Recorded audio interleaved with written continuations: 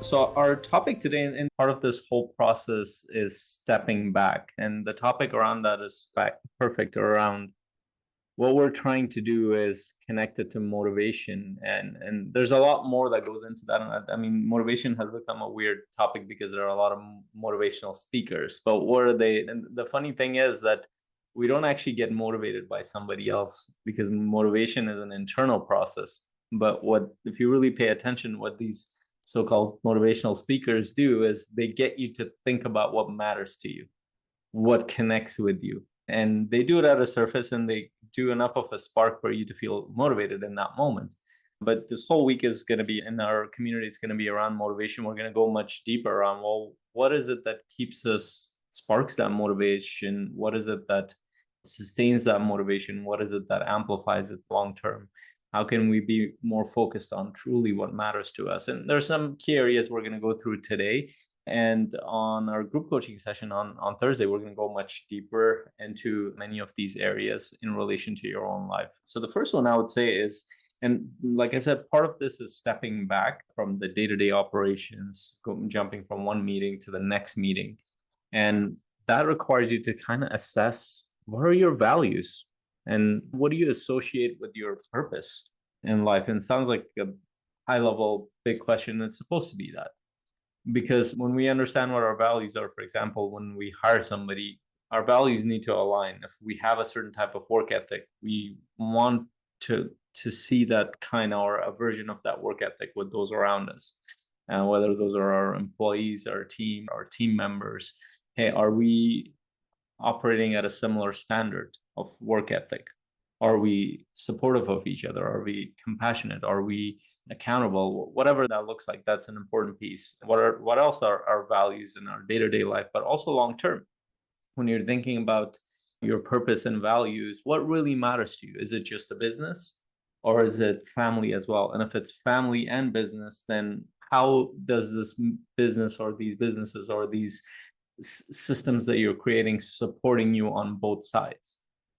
And how does it support you in the kind of person that you're becoming? Those questions are really important. One of the best questions you can ask is, what really matters to me? And when we ask ourselves, we step back from the day-to-day mundane and really checking in as to, okay, what matters to me? And I wanted to share that in the beginning. I forgot. Just the root word for motivation is motive, which means is the reason behind why we do things. And just to add to that part, it's also in the dictionary definition, is that usually those reasons are hidden, like they're not surface reasons. And that's why we go towards our sense of purpose, our values, what really matters to us.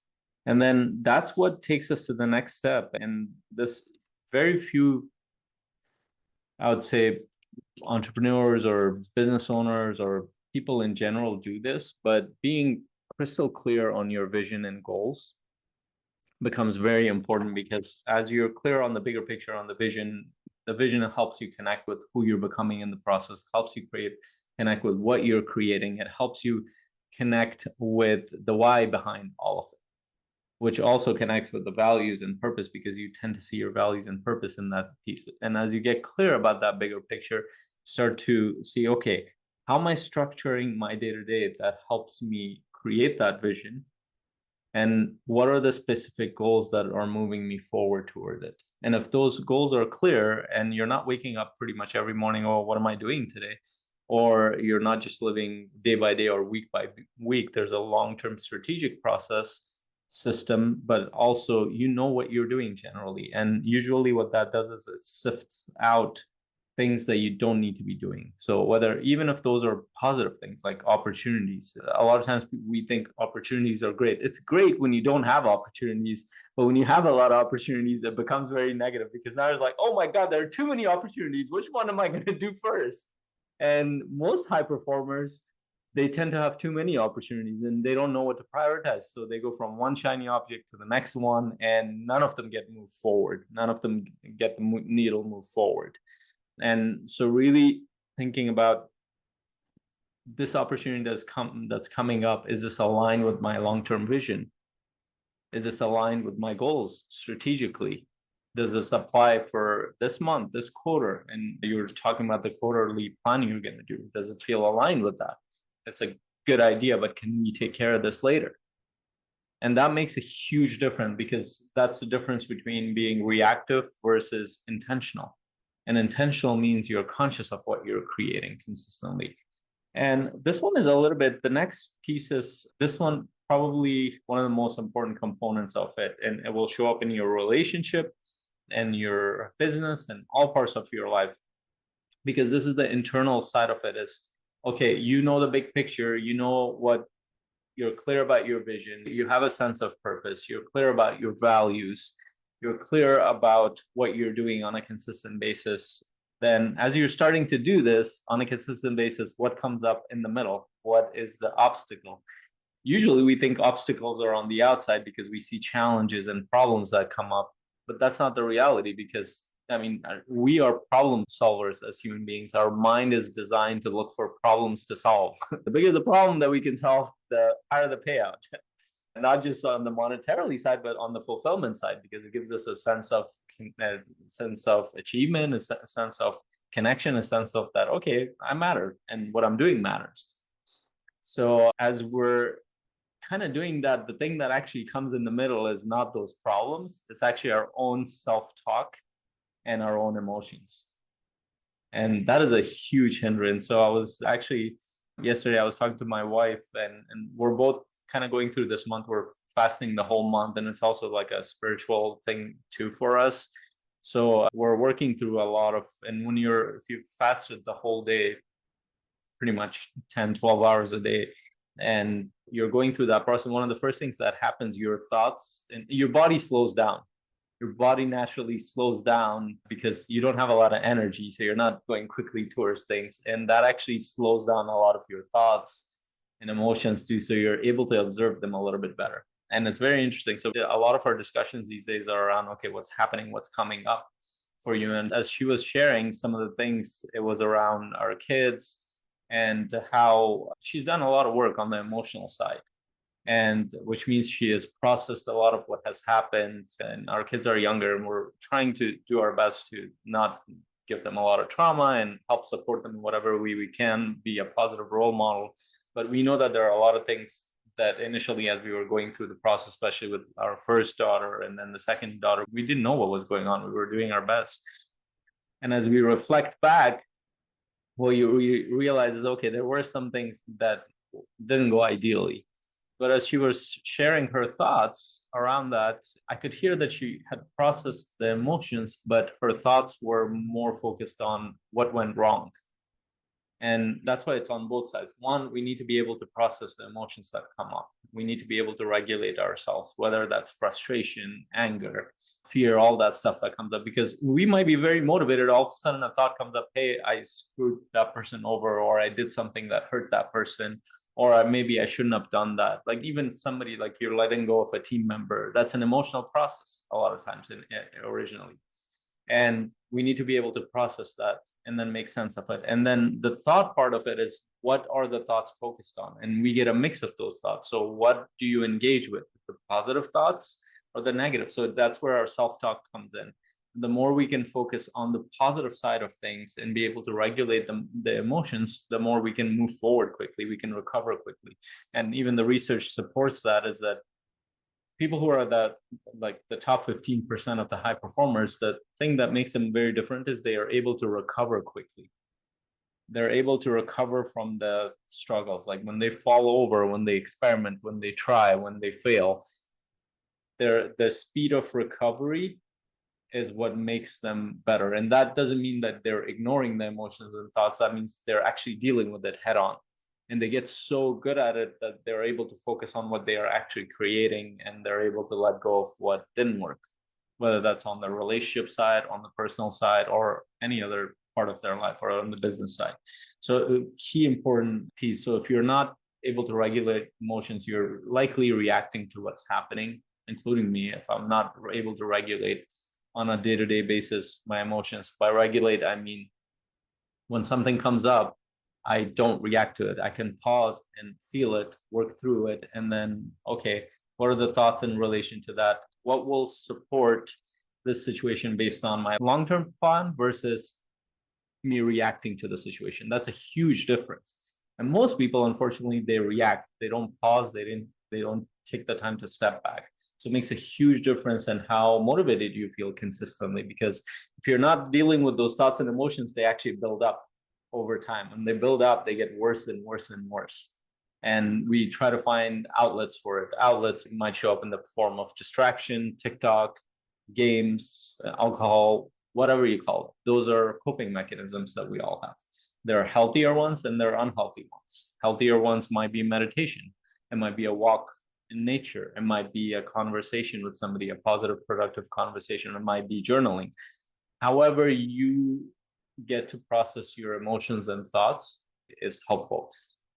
And I would say progress and momentum. So this is where a lot of high achievers tend to be really hard on themselves, because they're focused on the big thing and they're like, I need to achieve this thing and it's going slow. And they're like, every time I try it, something goes wrong. And that's a normal process of creation, whether you're building a business or something else. What makes it more interesting is because you don't know a lot of it. You're trying to solve a big problem. You're trying to create something that you haven't done before. That's what makes it challenging. That's what makes it interesting. That's what makes the process so much fun. But here's the problem. When you're focused on the big thing at the end, you forget to celebrate the little things in the process. So you don't feel the progress, even though you might be actually progressing, but you don't feel it.